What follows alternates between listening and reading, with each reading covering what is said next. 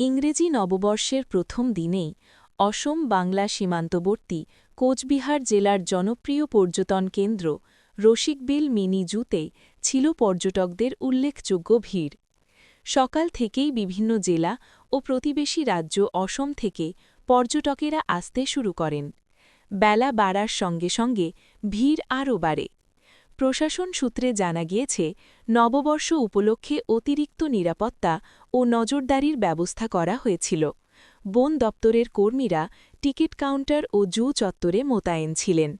Rasikbil mini জুতে হরিণ, ঘড়িয়াল, নানা প্রজাতির পাখি ও জলাভূমির প্রাকৃতিক পরিবেশ পর্যটকদের আকর্ষণের মূল কেন্দ্র।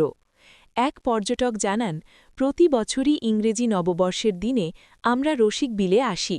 পরিবার নিয়ে ঘোরার জন্য জায়গাটা খুবই ভালো। বন দপ্তরের আশা, নববর্ষের মরশুমে পর্যটকদের আগমন স্থানীয় পর্যটন ও অর্থনীতিতে ইতিবাচক প্রভাব ফেলবে।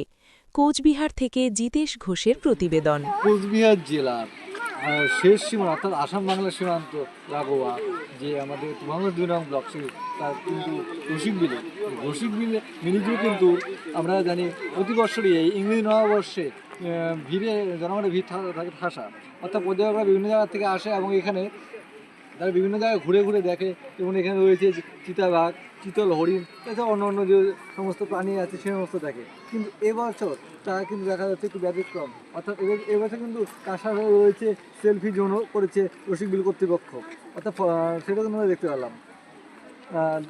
আর কিন্তু দেখা যাচ্ছে যে বেলা যত বাড়ছে জনগণের কিন্তু অর্থাৎ পর্যটকদের ভিড়ে কিন্তু বেড়ে চলছে দেখা যাচ্ছে।